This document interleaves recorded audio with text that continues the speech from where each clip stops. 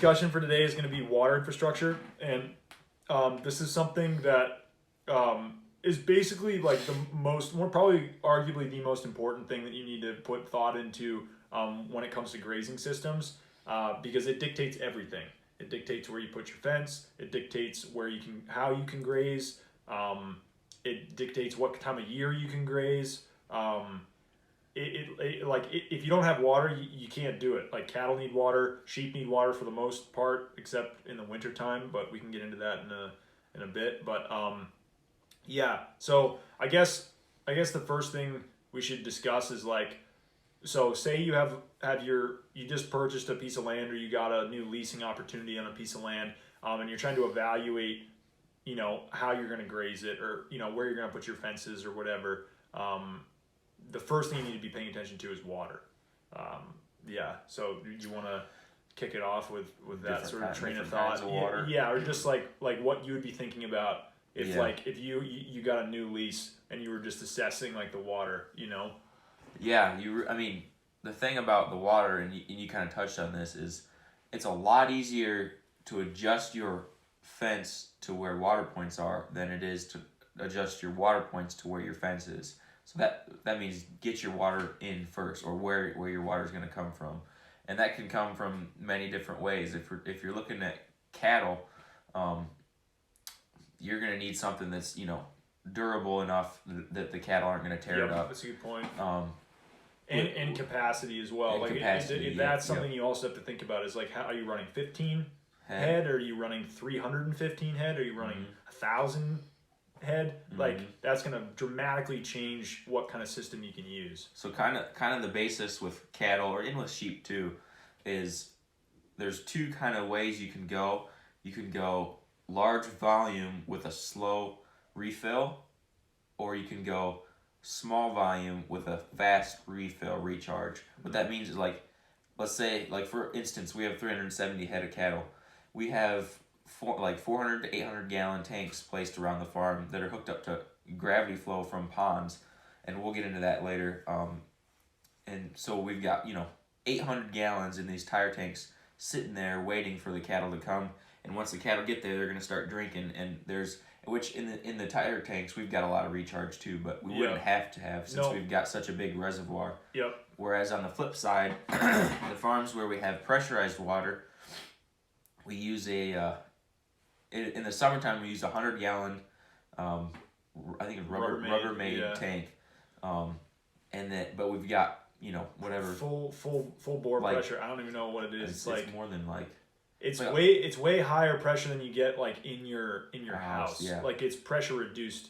It's like full blown like pressure from a water meter. Yeah. I'm not gonna say a number because I have no really. So like context. we fill up when we're going to bring water sometimes with the dogs. We fill up a 5-gallon bucket, and it probably takes like 15 to 20 seconds to fill up a 5-gallon bucket. I would say it takes you can get you say 50 gallons a minute.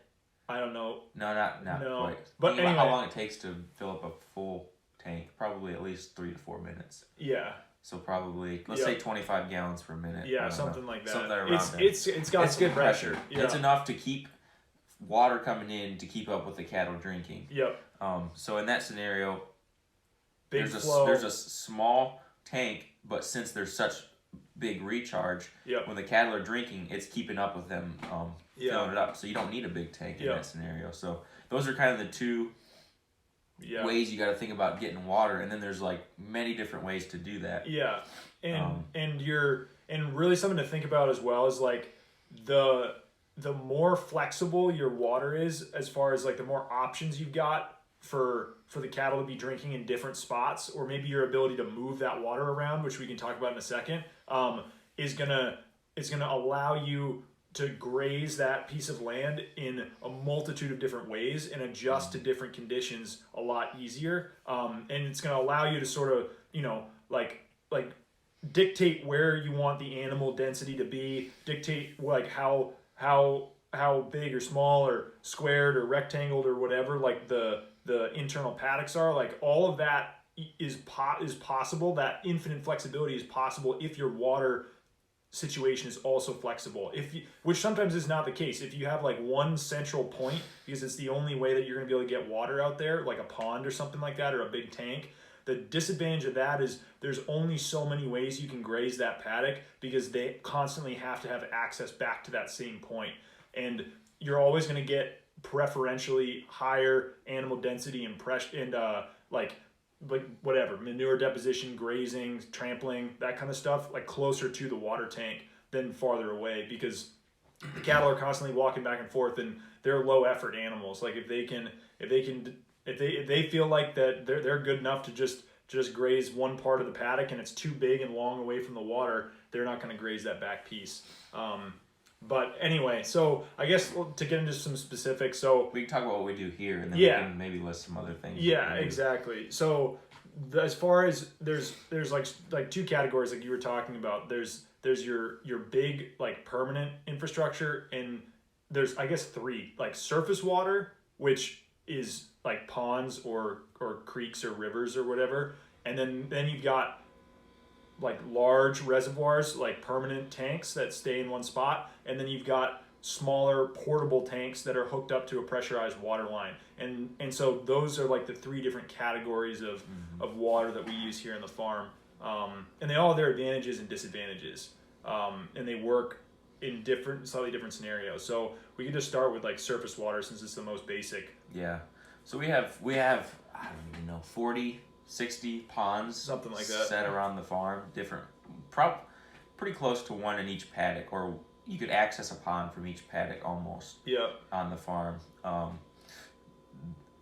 there's some of the farms we've got permanent fence around the pond keeping the cattle out. Some of them we don't have permanent fence around, and the ones that we don't, sometimes we'll run we have to run temporary wire around the pond in the summertime to keep the cattle out of the ponds, because that's as soon as you get your cattle in the pond, then you just ruin their drinking water. So keep your cattle out of the ponds, especially in the summertime. The wintertime, it's not as big of a deal. But the one thing you got to worry about is if there's ice and you get a cow walking out and then falling in. But and then we let them drink from the pond. We'll just run the poly wire like into the pond about a foot. We'll step our posts in so that they can get their neck in there and get them a drink, but they can't go any farther in there. They get shocked on their neck if they go farther. And when you're standing in mud or water, nice wet ground, that really lets them know that they can't go any farther. And so that's what we use as surface water for ponds. We also this last fall, Greg's put in 10, 15. Yeah. We call them skirts. What he basically did. It's like a boat ramp. Yeah, we had we call it the Johnny, our dozer operator. He had his skid steer here, and he'd dig into the pond a little bit, and then he'd put some, it was a 8 to 10 inch rock and then down, and then covered it with 2-inch clean on top that sloped into the water like 2 or 3 feet or whatever. Below, like well below the lowest point of the pond. So there'll always be rock, like regardless of how high or low that level goes in the summertime. And so then we will fence all the way around the pond except for that point, and we'll make we could do like a. Yeah. You've done a demo on your Instagram. We've done a demo before, but it's basically just like you allow them. It's the same concept. It's an apron. We call it. Yeah, it's an apron. Like you allow them. It's the same concept as if you were to temporary fence around the pond where you're just letting them reach their neck underneath. It's the same deal. Like you just have a little PVC float that's holding a wire out into the water so that they can only walk down that rock ramp and drink and walk right back out. They can't mud up the banks of the pond. And that's really the reason why the rock skirts have been conceived in the first place, is because when it does get wet and soggy, even like not even that soggy necessarily, but just the ground is, moist and soft. If the cattle are going to like the same spot, and they'll do that. Like if you give them like a long stretch where they can stick their head under the water, there'll be like 2 or 3 spots on that long stretch where all of the cattle will go and drink because it's the easiest spot to access. And so you end up just destroying the sides of the bank. And over time, the pond is just going to get filled in from the cattle like walking down in there, and it's just wrecking the pond ecosystem. Yeah, the pond ecosystem. And people will say like in the holistic management space or whatever that oh, like you need the animal impact to strengthen the roots on the edges of your waterways or whatever. But that may be true, but it's like there's a point where it becomes too much. Yeah, anything. And it can happen so fast. When you're talking 370 head that all need to drink. And usually they're accessing that water point for like multiple days because there's a bunch of paddocks coming off of that tank, and so it's not like they're there for a couple hours and then they're gone. And it's just enough time to anyway. The skirts is the solution to that, and we still haven't really fully tested them out yet, but they look like they're going to be working pretty well. So the next step after that is, all right, you could talk about creeks too. Surface. So I guess, and then it's kind of along the same. It's along the same lines. Like if you're going to water out of a creek, if you can take some fiberglass posts and drive, like, or step-ins. We've used step-ins before, but it's kind of nice to have it always there. But you just find a way to get like a skirt, like a temporary wire skirt out into the creek so that the cattle can come down the bank and go out into the creek and get a drink, but they can't like walk up and down the creek. And so you can access the creek that way. And then when you leave that water access point, you just take it out, because when the creek rises up and you have 4 inches of rain or whatever, you're just going to lose all of that. But there's a way that we drive fiberglass posts into the creek that you drive them kind of at a slant so that when the current's coming at it, so then if something hits it just glances off top of it. But anyway, so that's like another way of watering off of creeks or whatever. But it's pretty basic with that kind of stuff. Like all you're trying to do is make sure that the cattle can't destroy their drinking water and destroy that ecosystem that's surrounding that riparian area. And it's free water. It's it's rainwater for the most part, or spring fed or whatever. And oftentimes with what we're doing, we're moving them twice a day, so we will probably only be at a spot maybe max 4 moves, so 2 days max usually. Just because the cattle will graze what's right there in that area, and they need to be, we need to keep them moving.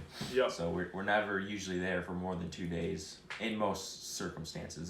There's some outliers, but and so obviously, like in the wintertime, especially in this part of the world, those winter water points don't work because they freeze solid. And so they can freeze solid depending on where you're at. But like a solution to that is we've got these really large like permanent tanks, and some of them are tire tanks, which are these giant earth moving tires that are placed on like a concrete. We basically like place the tire tank, pour sackcrete on the inside of the tank, and there's a valve in the middle that we've already plumbed in there. And then we pile rock on the sides of it, like gravel, and put landscaping timbers around that, so the cattle geotextile under there, so the rock doesn't sink down, and the cattle walk on that rock and can get a drink from like an 800-gallon vessel that's sort of insulated by all that rock.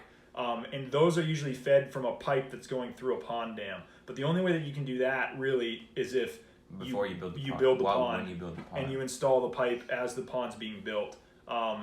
And you can do the same thing like with just like a like what is it, Pride of the Farm, the like giant 600 gallon tanks, 6-foot tank. Greg's had those in for 20 years and they're just now starting to fall apart thanks to me. Well, not really. But they lasted a long time. But it's the same concept where you've got a pipe running through a pond dam and then up into the tank with a float on it, and so it's gravity fed, but it's serious pressure, because you've got, at most like 30 feet on one of these ponds, but like usually 8-10 feet of water above it, which is giving you a pretty good amount of flow, especially if you have a 2-inch valve on those ponds, or on those like permanent water tanks off of ponds. But the only issue with that is it's great for winter systems, but in the summertime, all of your density is going right around those points on those paddocks. Like there's no way to take that water and put it somewhere else so that it's there. Like, and there's nothing you can do. And Greg, long story, but there's concrete on some of those, like concrete pads, rock pads on the tire tanks. and that like prevents them from mudding up that immediate area. But all of the funnels going into those tanks just get like some serious impact on them and beat up pretty more badly. than they should. Like, yeah, they grow a lot of weeds. A lot of weeds, like ragweed. It's actually an interesting like experiment to be able to see, because if you look at an area that's so heavily trafficked like that, you can see what like an excessive animal impact does. Like when you destroy sod to that extent, you get to see like what grows, and then out in the pasture you see what happens when you have proper management of density and manure deposition and whatever. And it's usually it's not more than an acre. Yeah, it's no. I mean, it's not exactly. Much. It's not a crazy amount, but still. But the thing of it is that impact that it's getting right there, it is not on the farthest point of the paddock. It's not getting. That's where it's lacking. If that makes sense, like the impact that would normally be in the far end of the paddock is all put right by the water there. tank. It gets redistributed unevenly throughout the paddock. So they don't like to graze.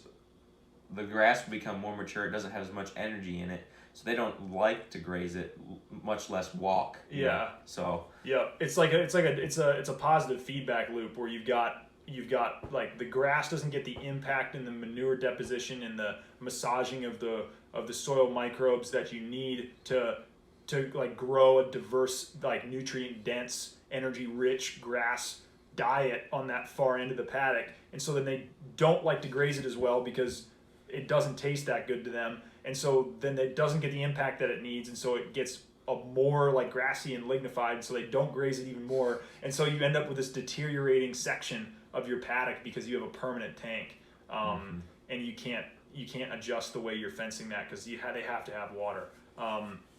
So that's something to think about for sure.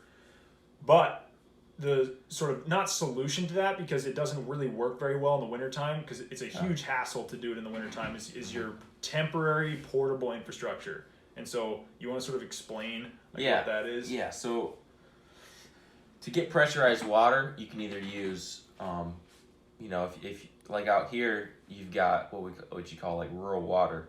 There's like 3 different providers, I guess, around the area that you pay like a whatever monthly bill, and you have pressurized water coming from these towers or wherever they get it from. It works just like a well. It's just like you have to pay for it. It's like water going into your house. Yeah, it's like the same sort of deal. And then there's also you can dig your own well. Here you can't because of the way like the groundwater is, and just a lot of sulfur in the groundwater. Doesn't make. You have to go down a long ways to get to any water, and then when you do, it tastes like sulfur. So, but like back home, like my family, we have a well, and we had we had to go 70 feet or something, and we had pressurized water, and it's a cost, but it's not. It's definitely affordable for a cattle operation that's looking to get some pressurized water, get some water lines set out around the farm. So what we do. What Greg does is he on like different farms he buries it's a high density polyethylene pipe. Yeah. He uses 1.5 inches. It's I believe. What is it's 160 psi? 100. It's either 160 or 180. 180. I think it's 180 psi. Yeah, I don't remember. It's either 160 or 180. But anyway, it's yeah. So it's black polyethylene pipe. You can use it like. I think Polyface uses it above ground. They use it for all. There's one farm that Greg uses it above ground. You can use it above ground. But Greg, actually, I think on the north place it's actually PVC. You think? Because remember you were saying how he put it all together. Yeah. But you can use PVC or the high density polyethylene is probably a better option. And so you run a water line throughout your farm. You gotta kind of, depending on the lay of the land and other factors, you gotta kind of adjust and see where you want. You gotta kind of plan that you can get water to every place. Be able to have a point where you can plug in and you can water all these different paddocks on your farm. What Greg uses for water like points or where you connect into is he does have some spots that he uses like a frost-free hydrant, although those can single one of them leaks. Yeah, I think every single one. There might be a couple that don't, but most of them do. leak. What he uses is Plastin Quick Coupler is the name of the device. It's basically it's got a 3/4 inch thread, I believe, and he puts a T in that black polyethylene that comes up like this, and the Plastin Quick Coupler female end is connected to that. It's got a little cap and like a little hole, and then you've got the male end hooked up to your hose up to your tank, and you plug it in, and it does like a little click, and you have immediate pressure. And as soon as you unclick the little hasp deal, it shuts it off, and you don't have any kind of spill or anything. And so when your pipe is buried under the ground, you take like a big 6-inch or 8-inch diameter sewer pipe, and you dig down and bury that down to the line in the trench. And so here, because the frost line is 3 feet, something like that. 2 feet. You can it's buried like 2 feet under the ground, so you can reach your arm down there and plug in your male end, and you have immediate pressure, and it's frost free. And it costs like $14 the whole deal, versus a hydrant costs like $70 or something like that. So it's definitely the way to go, and it's super effective. And then what you do is you just have a long hose running off of that, not a garden hose. We use Rubber this thing hose called like a Flexzilla hose, which is like a lifetime guaranteed hose. And if you got a long hose off of that, you can have like a massive array of locations where you could put that tank, and just completely change up the way that you're grazing it. The flexibility of that in the summertime is just insane. And so the whole water kit, the tank, we use fiberglass posts to secure the tank like in the ground, because otherwise the cattle will flip it over. So the tank, the fiberglass posts, and we have these big earth moving tire sidewalls that we put around the tank so that they can step on the rubber and not like put a ton of pugging like right where the tank is. That, and then like a post driver and maybe a couple step-ins and a crappy reel to just protect the hose. All that just goes in a little 2-wheeled trailer that then like lives out in the paddock, and we just drag that tank wherever loaded up. It takes us like less than 5 minutes to break the thing down and set it back up again. And so it just moves wherever the paddock goes. Paddocks are. It's super simple. There's a way you can make that frost free, and the only way you can really do that is if it doesn't get super cold where you're at, and during the daytime, you pull a small siphon off of that tank, and you run a long hose away from the tank so the cattle don't get it doesn't get wet and muddy right around the tank, and you just have like a pencil worth of water coming out. Or if it's really cold, then you have to go full flow coming out of that. But you're only going to waste a couple 100 gallons over the course of the day, maybe. It was like 200 gallons. 200 gallons or something like that if it's on full flow. And your tank won't freeze up during the day. With the combination of the cattle drinking it and that constant flow going through, it'll stay clear. But at night, the cattle don't really need much water in the wintertime at night anyway. So you just dump the tank and take the whole thing inside. And so it's just a lot of like setup and monkeying with it, where we only use that system when we have to use it in the winter. In the wintertime, we rely a lot on those big permanent tanks because you don't have to monkey with them as much. You just have to chop some ice if it gets really, really cold, which we had to do a bunch of. But that's sort of a good overview, I think, of like, of your water tank, water systems. And just remember that if you're trying to assess what to do with a piece of land, like one of your first things like near the top of your list is to be assessing your water situation and where that's going to go, because you need permanent perimeter fence to keep your animals in. But beyond that, your water is really going to dictate any other kind of infrastructure that goes in there.